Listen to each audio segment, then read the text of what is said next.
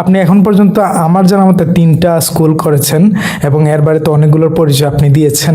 আপনি কেন আসলে বাংলাদেশে এসেই শিক্ষা প্রতিষ্ঠানের দিকে মনোযোগী হয়েছেন? বর্তমান এডুকেশন সিস্টেমকে আমি কেরানি গড়ার শিক্ষা ব্যবস্থা আমি বলি। এখানে একজনকে ম্যানেজার হওয়া বা লিডার হওয়ার জন্য যে রসদ দেয়া প্রয়োজন আমাদের বর্তমান এডুকেশন সিস্টেম সেটা মিসিং। আপনি তো আসলে আজহার থেকে এসে, ইংল্যান্ড থেকে এসে চাইলে বড় যে কোনো কোম্পানিতে অথবা মাদ্রাসায় জয়েন করতে পারতেন এবং সেটা না করে উদ্যোক্তা হওয়ার চেষ্টা করেছেন। এবং আমি আমার ব্যক্তিগতভাবে আপনাকে যতটুকু চিনি, আপনি আসলে অসাধারণ লিডারশিপ করেন।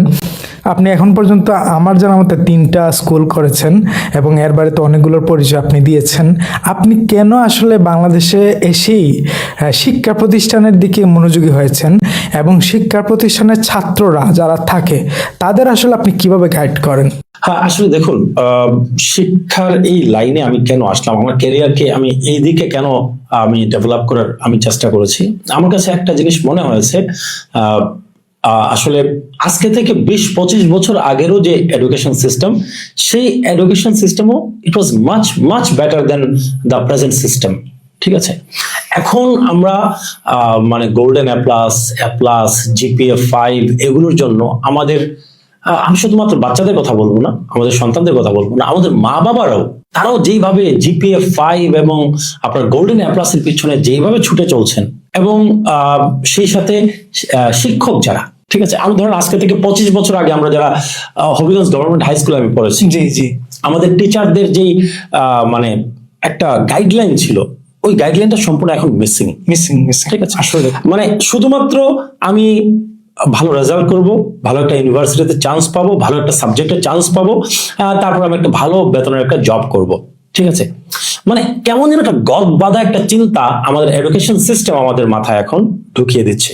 এইখানে একটা আমি 2টা অ্যাঙ্গেল থেকে কথা বলবো এখানে। একটা হচ্ছে আপনার এখানে লিডারশিপের জন্য আমাদের সন্তানদেরকে প্রস্তুত করা হচ্ছে না বর্তমান এডুকেশন সিস্টেমে। আমার একটা লেখা আছে ফেসবুকে, হয়তো অনেকেই পড়েছেন যারা আমার ফেসবুক আইডিতে বা পেজে যারা যুক্ত আছেন।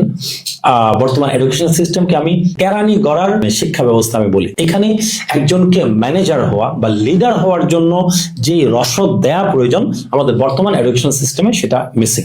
আমরা ক্লারিক্যাল কাজকর্ম, ঠিক আছে, এগুলো করার জন্য আমরা আমাদের সন্তানদেরকে প্রস্তুত করছি। ঠিক আছে, তো এই বিষয়গুলো যখন আমি দেখলাম, তারপরে দেখলাম যে নৈতিক এবং ধর্মীয় শিক্ষার অনুপস্থিতি আমাদের জেনারেল এডুকেশনে।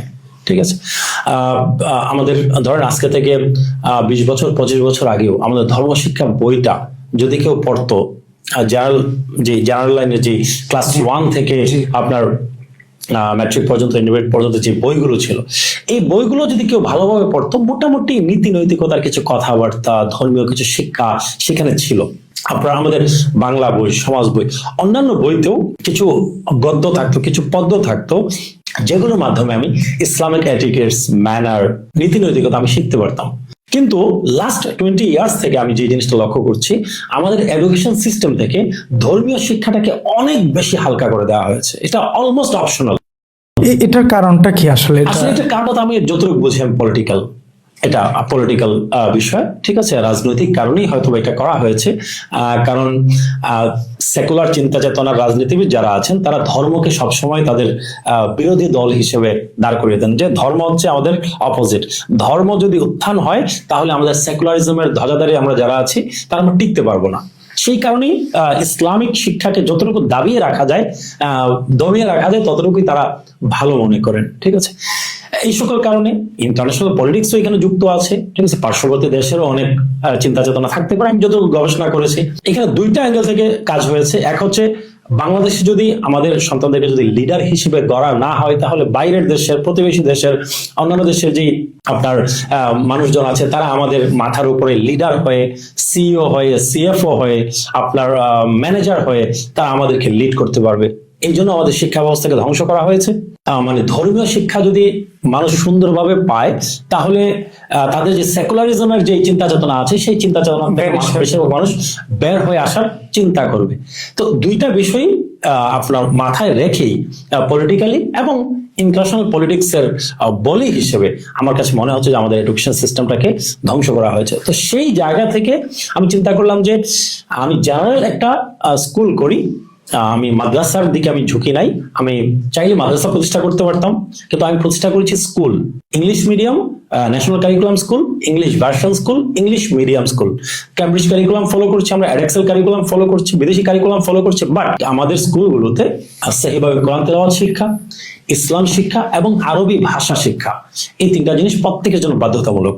ঠিক আছে, এবং নামাজ, রোজা, হজ, যাকাতের বেসিক মাসালা মাসাইল, ইসলামী এটিকেটস, ম্যানার্স, নীতি নৈতিকতা আমরা বাচ্চাদেরকে হাতে কলমে 1-to-1 কমিউনিকেশনের ভিত্তিতে আমরা বাচ্চাদেরকে শিখিয়ে থাকি। আমার কাছে মনে হয়েছে যে আসলে আমরা যারা জুব্বা এবং টুপি লাগিয়ে আমরা যারা ঘুরি, আমরা তো দেশ পরিচালনা করছি না, দেশ পরিচালনা করছে যারা সুটেড বুটেড, যারা স্যুট পরে চলে, যারা বুট পরে চলে, যারা প্যান্ট শার্ট পরে চলে। তো প্যান্ট শার্ট পরা সেই জেনারেশনটা, স্যুট বুট পরা সেই জেনারেশনটা, তাদের মধ্যে যত সময় পর্যন্ত দিন, ধর্ম, ইমান, ইসলাম না পৌঁছাবে, বাংলাদেশে কিন্তু মৌলিক পরিবর্তন আসবে না। তো সেই জন্যই আসলে আমি এই স্কুল প্রতিষ্ঠার জন্য আমি আসলে উঠে পড়ে লেগেছি। মাশাআল্লাহ, অসাধারণ।